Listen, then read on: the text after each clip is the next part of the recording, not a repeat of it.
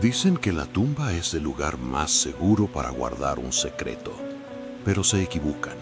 No hay tumba lo suficientemente profunda para enterrar la culpa cuando ésta te quema las entrañas. ¿Alguna vez te has preguntado cuánto vale la vida de tu hermano? ¿De tu mejor amigo? Yo sé el precio exacto. Lo tengo grabado en mi memoria y pesa más que cualquier cadena perpetua. Bienvenidos, familia de El Susurro Final. Hoy no les traigo una historia de fantasmas, sino el testimonio real de un hombre que vendió su alma y vivió 80 años en un infierno de oro. Esta es la confesión de Julián. El sonido del monitor cardíaco marcaba el ritmo de los últimos segundos de Julián. Un ritmo inconstante, frágil como los cimientos de su propia vida. Era una noche de octubre en Buenos Aires y la tormenta afuera parecía querer arrancar las ventanas del hospital.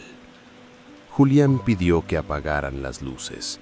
Dijo que la oscuridad le ayudaba a recordar mejor los detalles, esos detalles que había intentado olvidar con alcohol y lujos durante 6 décadas.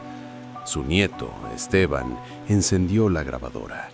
Julián tosió, un sonido seco y doloroso, y con una voz que parecía venir de ultratumba, comenzó a narrar el día que murió su inocencia. No habló de su exitosa empresa ni de sus propiedades. Habló de 1964. Habló de Mateo. Retrocedamos el tiempo. San Cristóbal, 1964. Era un pueblo donde todo el mundo conocía tu nombre y tus pecados antes de que los cometieras. Julián y Mateo eran inseparables. Más que amigos, eran hermanos de sangre, unidos por promesas juveniles y sueños de grandeza. Mateo era el alma de la fiesta, carismático, imprudente, con una risa que podía iluminar la cantina más oscura. Julián, en cambio, era la sombra, observador, cauteloso, siempre un paso atrás. Esa noche, la noche del Festival de San Juan, el aire estaba cargado de humedad y presagios. Habían bebido demasiado aguardiente, celebrando un pequeño negocio que Mateo había cerrado. Mateo siempre tenía negocios, pequeños trucos para ganar dinero rápido. Julián solo lo seguía, confiando ciegamente en su guía. La alegría del alcohol se disipó tan pronto como doblaron la esquina hacia el callejón de los Santos. El ruido de la fiesta quedó atrás, amortiguado por las paredes de adobe viejo. El callejón estaba inusualmente desierto. Solo había un coche al final, un sedán negro, pulido, brillando bajo la única farola que funcionaba. Julián sintió un escalofrío que no tenía nada que ver con el frío nocturno. Le tiró del brazo a Mateo, susurrando que debían volver, que tomaran el camino largo. Pero Mateo sonrió. Esa fue la última vez que Julián vio esa sonrisa. Mateo se soltó y caminó hacia el coche, con esa confianza arrogante que lo caracterizaba. «Tranquilo, Julián», dijo. «Solo voy a cobrar lo que es mío». Julián se quedó petrificado en la entrada del callejón, oculto parcialmente por las sombras de unos barriles viejos. Y entonces la puerta del coche se abrió. No hubo gritos, no hubo discusiones acaloradas, solo un silencio denso, roto por el sonido metálico de un percutor. El hombre que bajó del auto era don Lucio, el cacique del pueblo, el dueño de las tierras, de la policía y de las almas de San Cristóbal. Julián lo reconoció al instante. Mateo extendió la mano, esperando un sobre, un pago. Pero don Lucio no le dio dinero, le dio plomo. El disparo sonó seco, como una rama al quebrarse, pero hizo eco en los oídos de Julián como una bomba atómica. Mateo cayó de rodillas primero, con una expresión de sorpresa infantil en su rostro, como si no pudiera creer que el juego había terminado así. Luego cayó de bruces sobre el adoquín sucio. La sangre comenzó a mezclarse con el agua de la lluvia que, caprichosamente, empezó a caer en ese preciso instante. El instinto de supervivencia es una bestia extraña. Julián quería gritar, correr hacia su amigo, pero sus piernas eran de piedra. Su respiración era un rugido en su propia cabeza. Dio un paso atrás buscando huir, y su talón golpeó una botella vacía. El sonido fue pequeño, insignificante, pero en ese callejón resonó como una sentencia de muerte. Don Lucio giró la cabeza lentamente. No había prisa en sus movimientos. Sus ojos, fríos y oscuros como pozos sin fondo, atravesaron la oscuridad y encontraron a Julián. Sabía que estaba allí. Julián cerró los ojos, esperando el segundo disparo, esperando el final. Escuchó los pasos de Cuero Caro acercándose, chapoteando en los charcos, rítmicos, tranquilos. Clac, clac, clac, hasta que se detuvieron justo frente a él. Julián sintió el olor antes de sentir el miedo, una mezcla repugnante de pólvora quemada, ozono de la lluvia y la colonia cara de sándalo que usaba don Lucio. El viejo cacique no levantó el arma, simplemente dio una calada larga a su cigarrillo, observando a Julián temblar en el barro como quien observa a un perro atropellado. No había odio en sus ojos, y eso era lo más aterrador. Había lástima, una lástima fría y calculadora. Julián, dijo con esa voz grave que solía usar para dar discursos en la plaza, siempre fuiste el listo de los dos, el que observaba. Mateo era ruido, y el ruido molesta. Julián cerró los ojos, esperando el impacto de la bala, esperando reunirse con Mateo en la oscuridad. Pero en lugar de un disparo, escuchó el crujido del cuero. Abrió un ojo. Don Lucio se había agachado frente a él, sin mancharse las rodillas de su pantalón impecable. En su mano no había muerte, había una oportunidad. O al menos así lo disfrazó el diablo. Sostuvo un sobre de cuero grueso frente a la cara de Julián.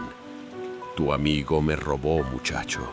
Me robó la confianza y me robó dinero. Mintió Lucio, o tal vez decía la verdad. A estas alturas ya no importaba. Él eligió su camino.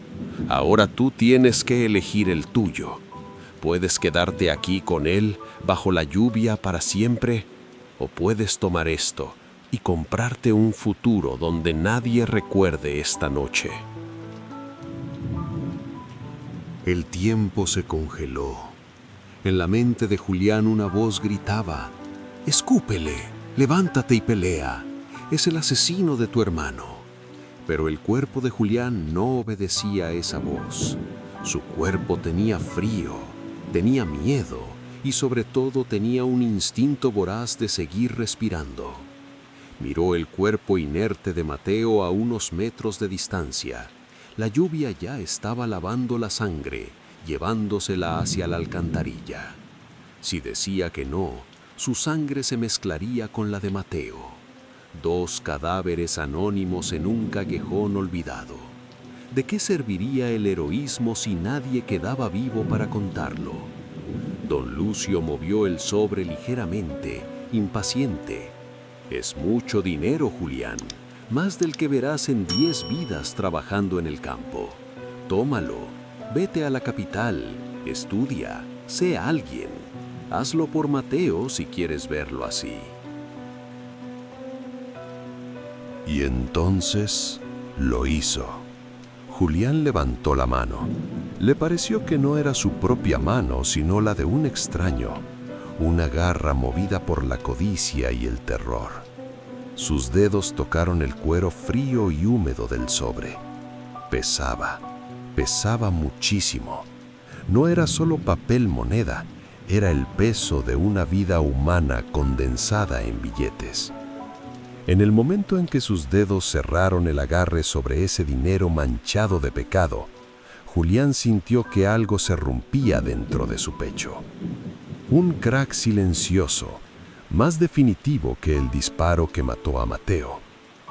Don Lucio soltó el sobre y se puso de pie, limpiándose una mota de polvo imaginaria de su solapa.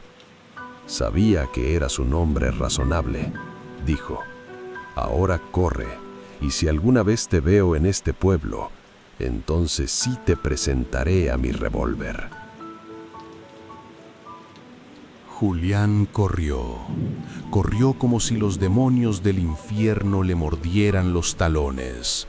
Sus zapatos resbalaban en el adoquín mojado, sus pulmones ardían, pero apretaba ese sobre contra su pecho con una fuerza desesperada. Al llegar a la esquina, cometió el error de mirar atrás, solo una vez, una última vez. Vio las luces rojas del auto de don Lucio encendiéndose, bañando el callejón en un resplandor sangriento. Y allí, solo, abandonado como basura, quedaba Mateo, su mejor amigo, su hermano. Julián quiso vomitar, quiso regresar, pero sus piernas siguieron corriendo hacia la oscuridad de la noche. Esa noche escapó de la muerte, sí, pero comenzó a morir lentamente por dentro. Dicen que el dinero no tiene olor. Mentira. Esos billetes olían a óxido y a lluvia podrida. Con ese capital manchado huí a Buenos Aires. No miré atrás. Enterré a Julián, el chico de pueblo, y nació Julián, el empresario. Compré mi primer terreno, luego otro y otro. Construí edificios altos, rascacielos de cristal y acero que arañaban el cielo, como si intentara alejarme lo más posible del suelo donde había dejado a Mateo. Todo lo que tocaba se convertía en oro. Era como si el diablo, complacido con mi silencio, estuviera despejando mi camino. Pero cada cimiento que vertía, cada pared que levantaba, sentía que estaba construyendo mi propio mausoleo. La gente veía un hombre de éxito. Yo solo veía un cobarde con un traje caro. Pasaron 10 años. Era 1975. Yo estaba en la cima del mundo, en una gala benéfica, rodeado de la élite, bebiendo whisky que costaba más que la casa de mis padres. Y entonces lo vi. Entre la multitud, una espalda, un corte de pelo, una forma de caminar. Mi corazón se detuvo. «Mateo», susurré. El hombre se dio la vuelta. No era él, por supuesto. Era un camarero joven, confundido por mi mirada de terror. Pero por un segundo, juro por Dios que vi los ojos muertos de mi amigo juzgándome desde el otro lado del salón. El vaso se resbaló de mi mano y se hizo añicos contra el suelo. Todos callaron, todos miraron. Dijeron que estaba estresado, que trabajaba demasiado. Nadie sabía que el estrés no te hace ver muertos. Pero no era solo Mateo quien me perseguía. El arquitecto de mi pesadilla también ascendía. Mientras yo construía mi imperio de ladrillos, don Lucio construía uno de poder. Lo veía en los periódicos, en la televisión. El benefactor del pueblo lo llamaban, el hombre del progreso. Se convirtió en alcalde, luego en senador. Cada vez que veía su foto sonriendo, sentía náuseas. Éramos dos caras de la misma moneda podrida. Él apretó el gatillo y yo escondí el cuerpo con mi silencio. Su éxito era la prueba viviente de que no hay justicia divina. Si Dios existiera, un rayo nos habría partido a los dos hace años, pero en lugar de rayos, recibíamos aplausos. Intenté llenar el vacío con una familia. Me casé con una mujer maravillosa, Elena. Tuvimos 2 hijos hermosos. Debería haber sido el hombre más feliz de la tierra. Pero ¿cómo puedes abrazar a tus hijos con las mismas manos que aceptaron el precio de la vida de tu hermano?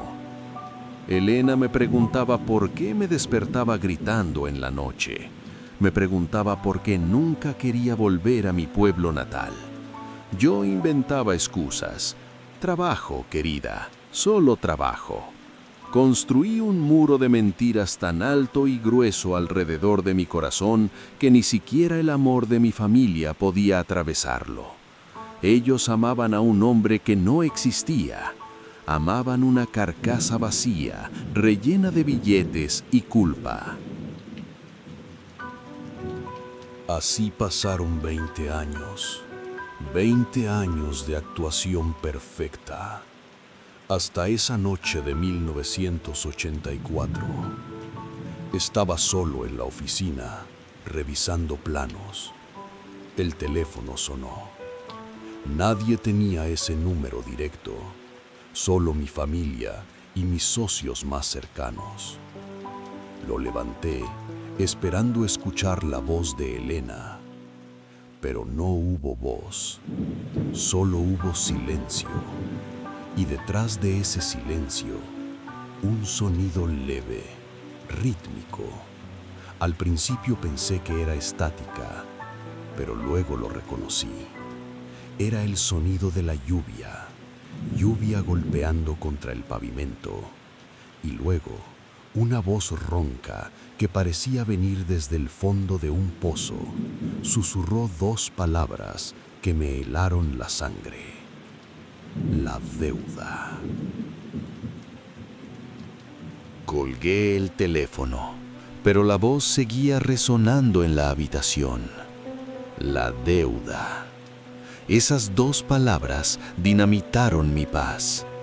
En las semanas siguientes me convertí en un prisionero de mi propio éxito. Contraté seguridad privada, hombres armados que me seguían hasta el baño. Revisaba los frenos de mi auto cada mañana. Mi esposa pensaba que estaba perdiendo la razón, que la demencia precoz me estaba alcanzando, pero yo sabía que no estaba loco. Sabía que los fantasmas no hacen llamadas telefónicas. Alguien sabía quién era yo realmente.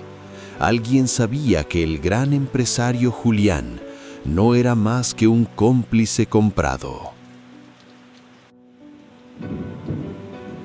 Un martes por la mañana llegó el paquete.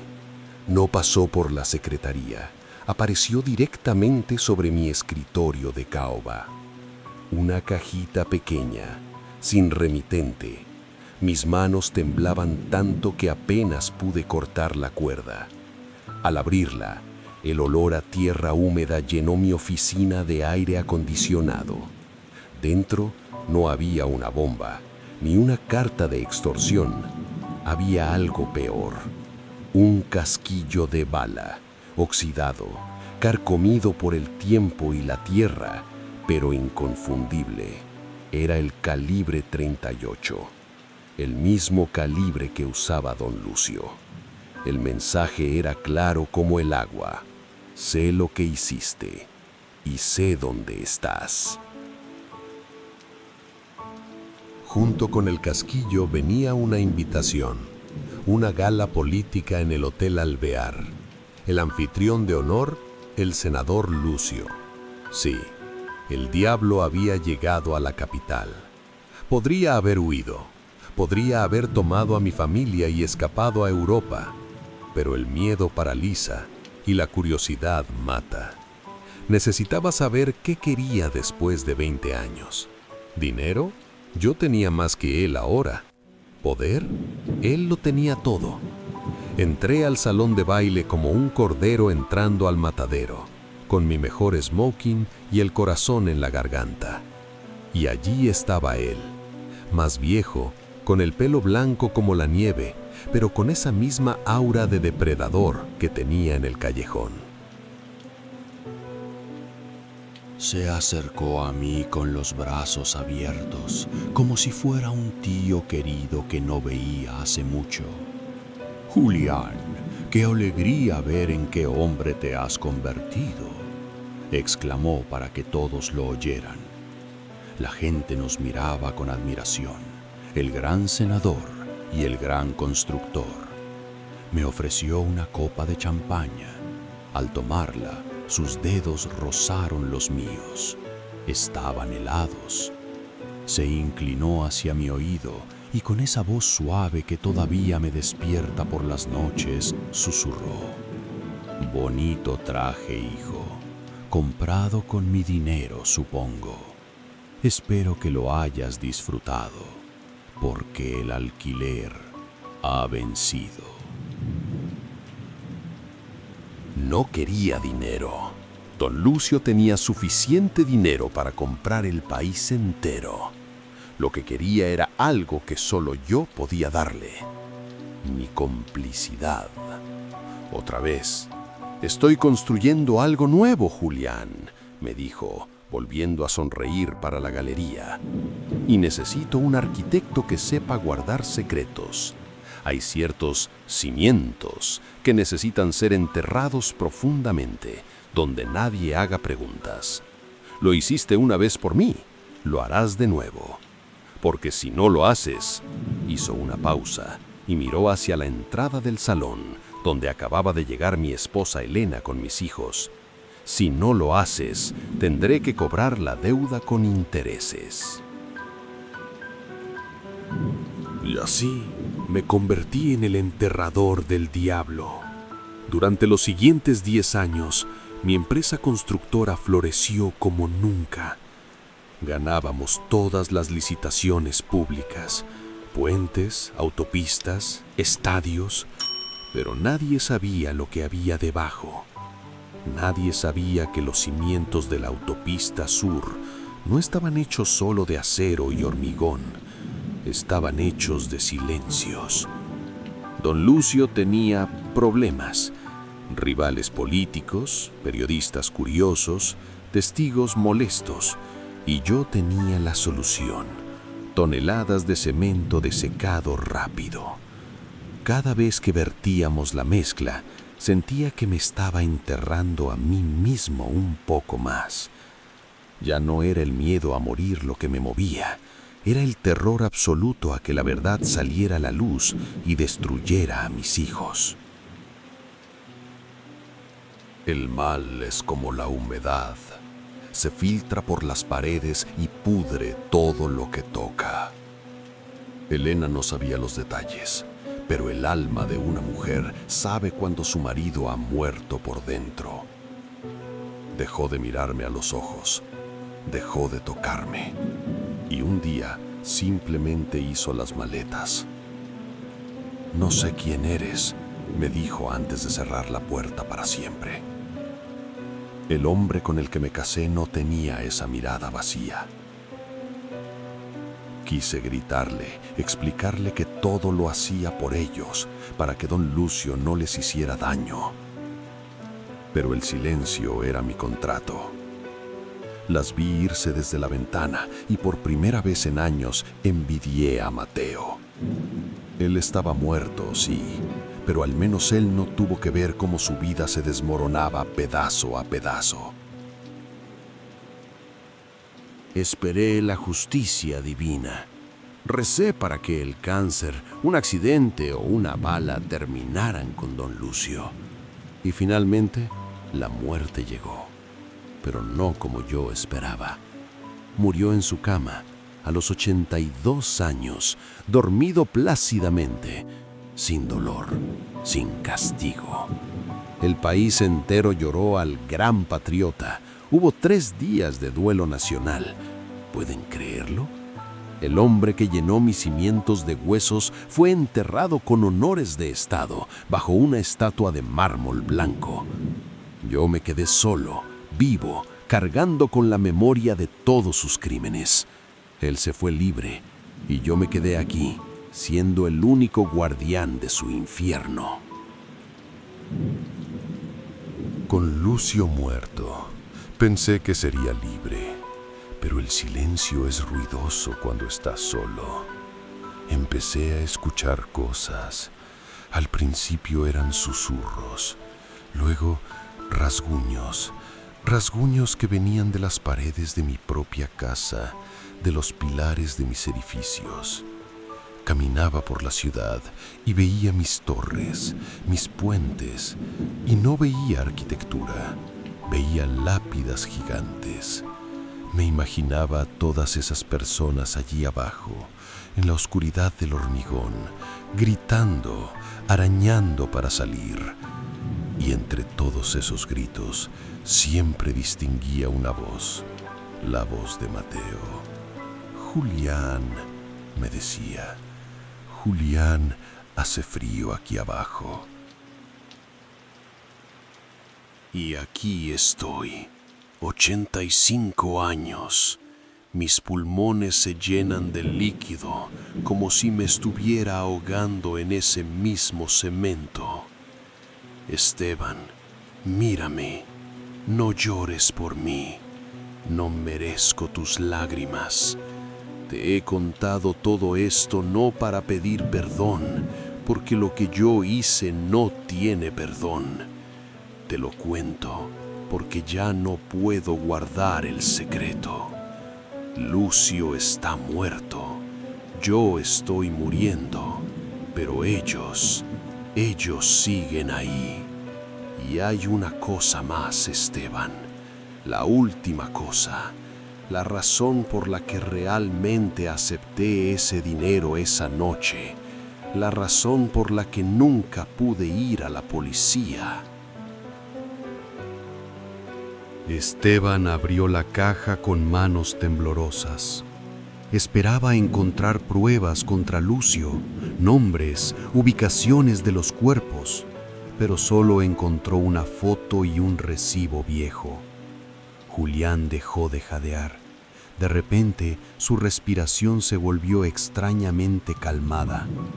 La máscara de la víctima, que había llevado puesta durante 80 años, se deslizó finalmente. Giró la cabeza hacia su nieto y con una lucidez aterradora, soltó la verdad que había envenenado su sangre. Te mentí, Esteban, susurró Julián. Te dije que don Lucio mató a Mateo porque él le había robado. Te dije que yo solo fui un testigo desafortunado. Pero la verdad es mucho más simple y mucho más oscura. Julián hizo una pausa, sus ojos clavados en el techo. Mateo nunca robó nada. Mateo era inocente. Él era leal, honesto, bueno, demasiado bueno. El que robaba a don Lucio era yo.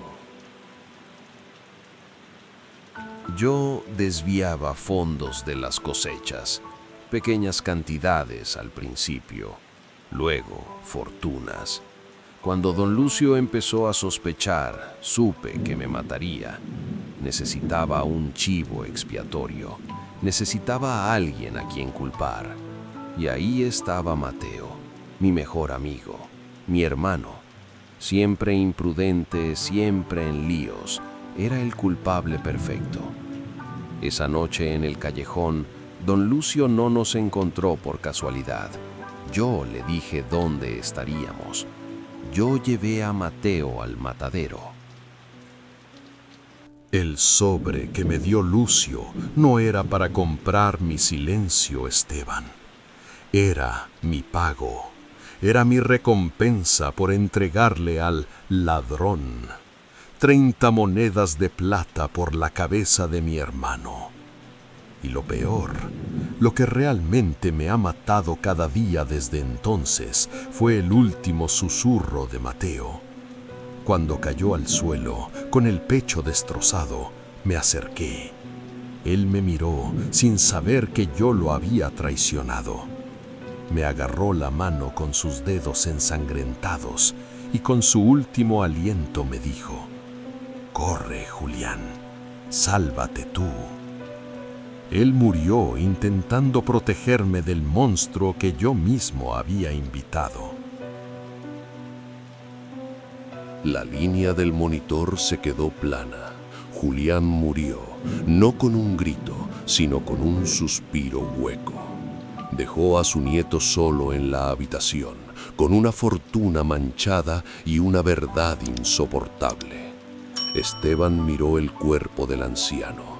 Ya no veía a su abuelo, veía a un extraño, veía a Judas.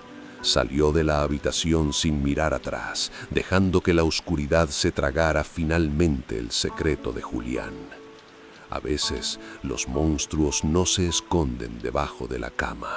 A veces nos leen cuentos para dormir y nos pagan la universidad. Descanse en paz, Mateo, y que Dios se apiade del alma de Julián, si es que alguna vez tuvo una. Esta fue la confesión de Julián, una historia que nos recuerda que el infierno está vacío y todos los demonios están aquí. Si esta historia te ha helado la sangre, suscríbete y activa la campana. En el susurro final, la verdad siempre sale a la luz, aunque tarde 80 años. Nos vemos en la próxima confesión.